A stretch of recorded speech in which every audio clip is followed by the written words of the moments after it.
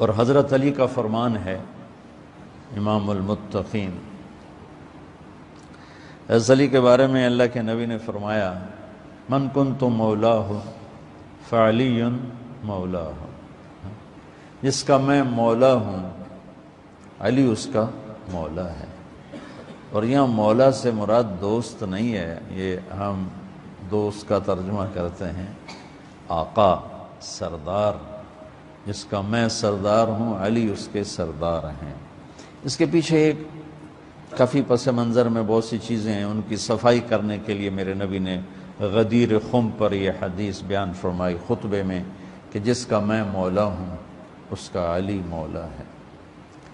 تو یہ چند دن پہلے مجھے خیال آیا کہ ہمیں حضرت علی نہیں کہنا چاہیے، ہمیں مولا علی کہنا چاہیے، کہ میرے نبی ہمیں ان کو ہمارا مولا بنا کے گئے ہیں۔ ہم سمجھتے ہیں صرف یہ شیعہ کہتے ہیں مولا علی، وہ صحیح کہتے ہیں، من کنت مولاہ فعلی مولاہ۔ آپ سب کے چہروں پہ میں حیرانی دیکھ رہا ہوں، حالانکہ میں آپ کو صحیح حدیث پیش کر رہا ہوں، من کنت مولاہ فعلی مولاہ، جس کا میں مولا ہوں علی اس کا مولا ہے۔ تو میں اب حضرت علی نہیں کہتا، میں کہتا ہوں مولا علی، کہ ان کا حق ہے۔ جیسے ہر صحابی کی بعض خصوصیات ہیں جو دوسرے میں نہیں۔ آپ نے ابو بکر سب سے بڑی ہستی ہیں صحابہ میں، ان کو نہیں، آپ نے کہا کہ تو جنت میں میرے آگے آگے چلتا ہے۔ بلال کو کہا کیا بات ہے، جب جنت میں جاتا ہوں مجھ سے آگے آگے چلتا نظر آتا ہے۔ جزوی فضیلت، سارے لوگ پیدل چلیں گے، میں براق پہ چلوں گا، میرے نبی نے فرمایا، اور بلال میرے آگے سرخ اونٹنی پہ بیٹھ کے چلے گا، یہ جزوی فضیلت۔ جنت میں جانے لگوں گا تو جنت کی سواری کی لگام ایسے نیچے گرے گی۔ نیچے گرنے کا مطلب ہے کوئی ڈرائیور آئے گا، کوچوان آئے گا جو چلائے گا، تو بلال حبشی کو یہ رسی پکڑائی جائے گی۔ تو اس طرح یہ جزوی فضائل کسی کے کسی طرح، کسی کے کسی طرح ہیں۔ تو مجھے خیال ہے کہ ہم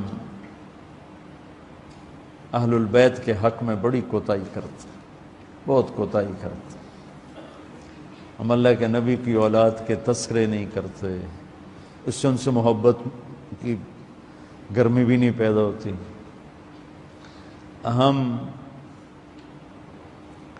تم میری اولاد کی برائیاں میرے سامنے شروع کر دو تو تم مجھے اچھے لگو گے، اور میرے سامنے آ کر میری تعریف شروع کر دو، چاہے مجھے پتہ بھی ہو جھوٹی تعریف کرنا، تو بھی میرا دل خوش ہو جائے گا۔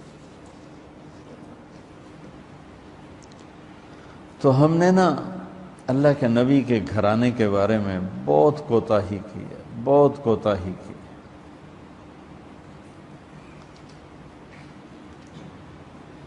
تو تم سنتے رہتے ہو، میرے ہر بیان میں اہل بیت کا تذکرہ ہوتا، اور یہ میرا ایمان ہے کہ یہ میری بخشش کا بہت بڑا وسیلہ ہے اگر اللہ کے ہاں قبول ہوگی۔ ریاکاری میں مردود ہو گیا تو وہ تو الگ بات ہے، اور جو اس کا ہر فیصلہ حق ہے، لیکن اگر میرے اللہ نے قبول فرمایا تو میرے بیانوں میں میری سب سے بڑی متاع میرے نبی کے گھر کا تذکرہ ہے۔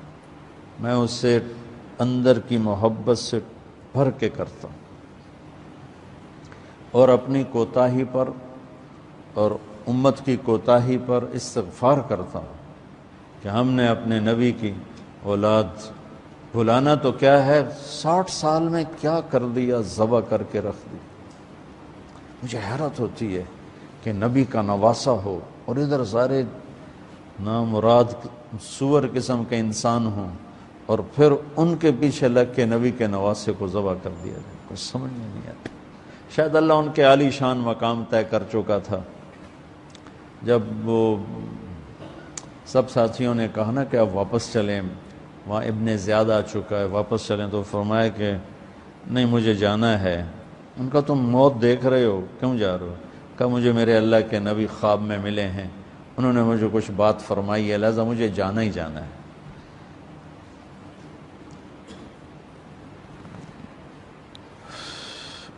میں پتہ نہیں بیان کیا کر رہا تھا حضرت علی کا،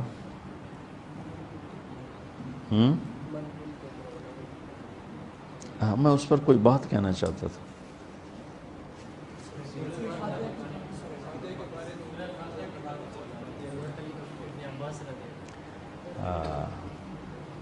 مولا علی نے فرمایا اگر میں سورہ فاتحہ کی تفسیر کروں، سورۃ فاتحہ کی تفسیر لکھواؤں تو 70 اونٹوں پہ لادی جائے گی، 70 اونٹوں پہ۔